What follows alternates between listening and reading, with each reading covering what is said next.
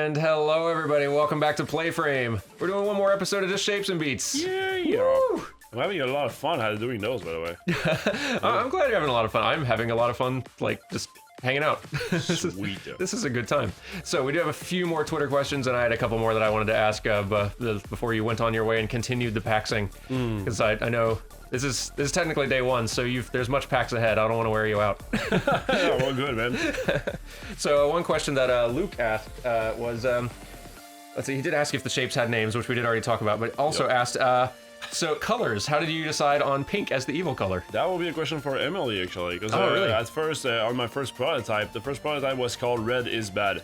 And everything was red, but like FF000 red, you know? Yeah, yeah. It's like, I'm not, again, I cannot draw anything. Like, I'm not an artist. So it was just like that, and that's it. But then Emily picked pink. I like it. It went through a bunch of different iterations until we came to this one, this minimalistic one.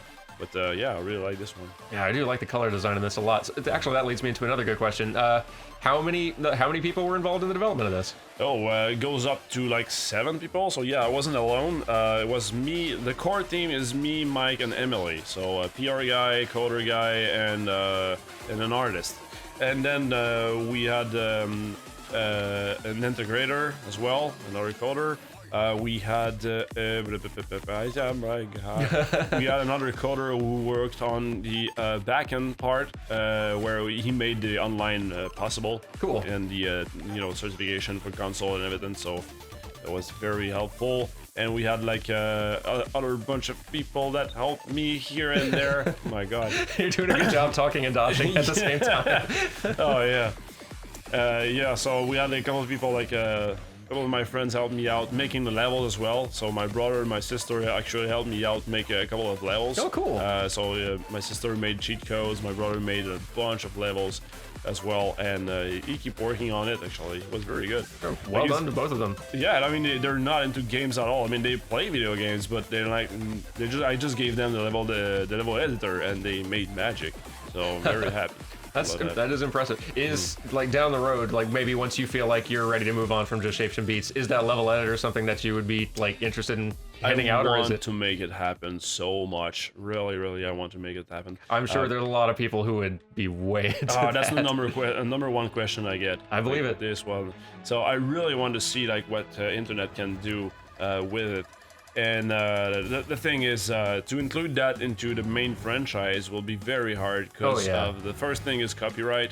Yep. So maybe we're gonna have like a bank if we have like Monster Cat if we partner with Monster Cat, for example, and they give us access to the entire library. That could work, and also people could share their work and everything. So that could work. But that's problem number one. Problem number two is we have to create the level editor so it's user friendly to anyone. Because right now it works, but it works only for me. Because it's like a dev tool. So, dev tools are not the same as like, publicly released modding tools. Yeah, exactly. It's a dashboard with a million buttons, and if you don't press it in the order, everything's on fire. Yep. So I have to create like level editor number 2. Number 3, third problem is that if I do it for PC, I have to do it for Switch as well and console. But the problem is if I put it like controller friendly. On PC, people will say there's no mouse support. Why? So it's gonna feel bad if I only make it a controller. So I have to basically create 2 level editor. One for PC, which is mouse enabled, and one for controller. One for consoles, Yeah, so it's double the job. So it's a lot of investment, and I don't know if it's gonna pay off, So I cannot put, for example, okay, the level editor will be behind a DLC, for example, because you limit the access, right? It's true. I mean, you don't want to limit to have anything that limits the creators, so it has to be free. So it's a lot of investment and a lot of risk into a potential something that can pay off, Yeah. So, but yeah, that is a hard challenge, though. Yeah. So first thing is I'm creating the level editor 2.0 right now. Something that is going to be more user friendly and easier for me to work in the future as well. So I'm hitting 2 nails with 2 birds with one stone. Is that it? Yeah. So you got it. So it's gonna help me, and also it's gonna be more user friendly for everybody else. So I'm gonna hammer down that problem. and then we're gonna check out with copyrights, and then we're gonna check out blah blah blah. So how much of a hurdle were copyright stuff in general for this? Like, I know we kind of talked a little bit about music licensing stuff, but was that a big? Did that prove to be a big hurdle, or what was Mike having to work miracles nonstop? I don't know. Like, I was so focused on the production side and everything that it was not my monkeys basically. Sure. So I don't know. Like, I know he worked very hard to contact everyone and make some paperwork and synchronize with lawyers to make everything happen. But in the end, like all the artists we worked with were super excited about the game. And was like glad to be part of the project and everything. That's awesome. So yeah, and I wish very very hard that we can make a like parties going on where we invite the artists and make like a huge party somewhere. You know? That'd be so cool. I would love to see a Just Shapes and Beats show, basically. Sometime. Oh man, like at the release party, we had Dynamo Cannon in Quebec City playing guitar over it, and we had the projector playing the game in the background over Dynamo Cannon, so you could see him rocking out music from the game while the game was playing in the background, and everything was synced with the music. Man, I want to recreate that. I had a fix, and now I want more of that. Yeah. I'm chasing the dragons. I want more of that party. So you were telling me before we started all this that you've got like 4 projects going on right now. Yeah. And I'm sure, like, I imagine none of them are really in a place where you're like talking about them much, but like, do you have any kind of idea of like when any of those might start seeing the light of day? Well, one of them is already out. It's called Vital. We keep working on it. So it's a mobile game. Oh, it's cool. a mobile game that really helped us actually support this game. Because even with all the success and everything, right now we're still under budget. We're still even with all the downloads and everything, we still spend more money than we made with Just Shapes and Beats. Sure. Even after the reception and the downloads and everything, it cost us way so much for this. So Zombital really helped us. So a big thank you to everybody playing Zombital and supported us watching those ads and everything in that game. Let me link to that down in the description as well, just because this actually reminds me on the funding front. I remember seeing in the credits something about a Canadian grant, an arts grant thing. What was that about? How did that go? It's called the CMF. Is it? Yeah, Canadian Media Fund. Oh, cool. And that's a very very cool system we have in Canada where you present your production. It's mostly game, but it can be anything production. Where there's a lot of movies or TV series in Quebec that are sponsored by that. So basically they are a sponsor, and the thing is they lend you like you try to apply for that, so it's a lot of process. It's not just like you call a guy and you get lots of money. Sure. It's just like there's a long process of selection, and they give you a rent or a land, and then you have to pay them back with half of your money. So half, like if I make $1, I give them 50 cents back. Okay. Until they are all recouped, until the entire money is given back. Okay. And then they take 25%. Gotcha. So, but if the game makes $0, they're not gonna try to go to your place and kidnap your kids. They're just like, oh, okay, well that didn't work, and that's it. That's so good. It's a huge rent without risk. Like, it's a zero risk investment. So it's a very very good ways for indies to to start off and make big projects. That is wonderful. Good. Go Canada. Yeah, totally.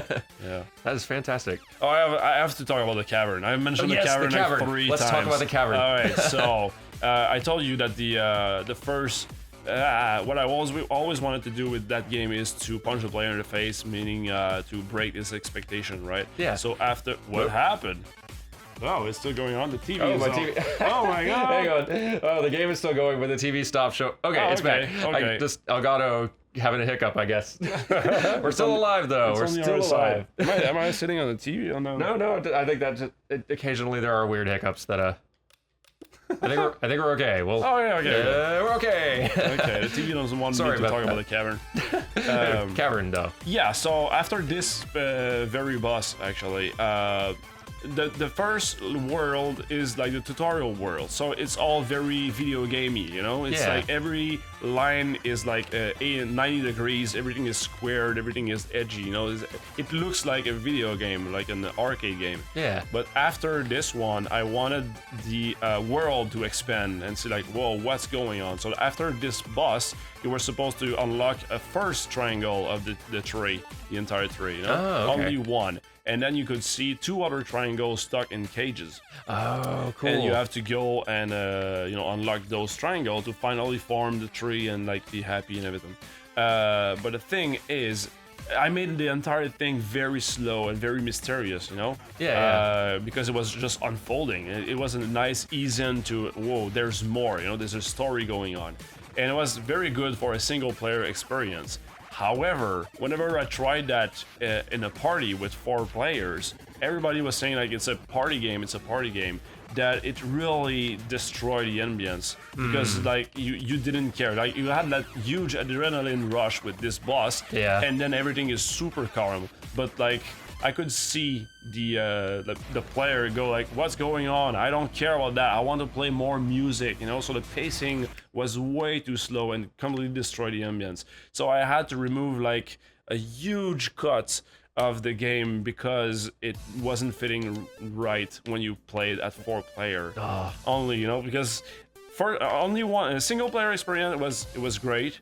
But everybody was saying it's a party game, so it would have destroyed the ambience, you know. So now I made it like way more punchy. So right after the first boss, you go straight to the paradise section, and it unfolds and everything, you know. So it's way more punchy that way.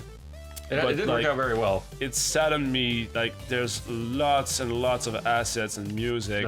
We kept the levels though, you know, and there's still the same amount of levels. We just like distribute the level evenly throughout the game, like differently. But it's very. I'm gonna make a video of it, like to present like what we had in mind at first. That'd be cool. Yeah, I mean that's. You have to learn how to cut, like you have to learn to cut at the right place. Even we spent months on that, you know, and like 3 months before the release, I'm like, okay, if I want to release this, if I remove this entire section of the game, I can use my time to work and polish more of the rest. You know? Yeah. So it was a good decision, but gotta scope down the ship. yeah, totally. So that was a cavern. The second one is Undertale. I want to talk about Undertale. Let's talk about Undertale. Again, I wanted to break the expectation of the player, and I want to make like something that people think, oh, this is a music game and that's it, and unfold. And I started the development of this game in 2013 or 14. So Undertale didn't came out at that point, and then Undertale came out. So I played the game, I saw like the big fuss around it and everything, and I was like, oh no, they did exactly what I wanted to do now. So I spent like, I don't know, a week or 2 like just not be able to work at all because I was like, oh no, Undertale made it first, and now everybody was gonna compare me to Undertale, blah blah blah, you know, and which I get a lot of time actually. It's like Undertale but with more music, or I don't know, like. I saw like the people playing the final boss and say, oh, now it just wants to be Undertale. It's like, no, I made it first. No, it wasn't released afterwards. But yeah, so that's the kind of thing that happens. And now, you know, even if I say it every day, people will still say like, oh, that part feels like Undertale. You know? Yeah. But yeah, you know, at the end of the day, you just like accept it and say like, hey, you know what? I really love Undertale in a way. So being compared to it is like an honor. Yeah, that's true. Like if you gotta get accused of ripping something off, get accused of ripping something great off. Yeah, right. It feels like ET on Atari. It's like, no. Oh man. Oh, this is so chill. Good Chipsel music. Actually, that makes me think of another question. Is there a particular artist whose music you would absolutely love to make a track out of someday? There we go. Asked and answered. Yeah, totally. Actually, yeah, I would love to play with a character. I would love to make like something, like a collaboration, like I don't know, a DLC where we split together and we work together. Like if he can be involved in it, like I'd be very happy. That would be rad. I will be honored to be able to work with his music, you know. But yeah, that would be good. But I would spend human dollars to buy that. I know, right? I would be all for it. Yeah, so there's that. Apart from that, like there was no songs that I actually worked and made a level, and the artist said no. So That's it impressive. was except another anecdote: the very final boss, Destroyed. You know? Oh yeah. I made a level. It was like, okay, cool. It turned out good. It's very important. Blah blah blah. So we had the license for every song except Destroy. And you know, I can replace Termination Shock, I can replace this song, even though it will sadden me, but you know, it's not an important story-based song. Yeah. You know? But Destroy was, because afterwards you have to, you know, punch the boss in the face and blah blah blah. So it was very important to keep it up. So 3 weeks before the release, we still haven't the release. You know, we were poking them every day, and they said like, yeah, you know, we're gonna make it happen. But then like radio silence, and I don't know what happened, but yeah, they were still not answering. And we were like, first week of May, it was like, okay, we have to think of a plan B, you know, because the deadline was set in stone. Nintendo talked about us and everything. Yeah. So what we happened to do is like, we called Dynamo Cannon. It's like, can you make a plan B song, please? Like, can you make a song that feels like this one, and then we can just replace the song and make this one instead, you know, so but we can keep the level. Yeah. He said yes. He made like a very cool song out of it. But then, like, I think 3 days or something like that, like 1 week before the release, the guys I think it's called Destroyed. The guys from Destroyed finally replied and said like, oh yeah, we can use your music. So I was like, oh, but thank God, you know. But yeah, that's the kind of stuff that happens in video games. That is terrifying. Oh man, I was like, oh, when it happened, it was such a relief. I'm so happy that worked out just for your sake. That's My God. like, I'm scared now thinking of that situation. Oh, man. So I got one more good Twitter question here. Yeah, go ahead. Which I guess just feeds more into just plugging, but so I'll go ahead and pause here. It's just, is there a way to give you more money for this amazing game? Wow. Okay. Yeah. You can actually just talk about the game with your friends. That would be the best way to you know, to help us out in these. You know, so there's that. I'm so uncomfortable with those kind of questions. It's kind of when I stream and I get a donation, like a large donation, I'm like, oh, thank you. But, oh my God, it's like, I don't know how to respond to this. Yeah, but no, just like talk about the game or buy it for one of your friends on Steam or on Switch, and I'll be very thankful. Please do, yeah. Y'all, if you've played or watched and enjoyed this, recommend it to somebody you know who would like it, because yeah, I'm excited to see what more comes from Berserk in general. But thank you so much for coming over here and recording in the middle of PAX chaos. Ah, dude, my honor. This has been an absolute pleasure. I'm glad I got to meet you and hang out. And yeah, all of you, thank you so much for watching. I hope you've enjoyed this, and y'all have a good day. Go play some Shapes and Beats. Thank you so much for having me, man. Absolutely, our pleasure. So y'all have a good day. Goodbye. See ya.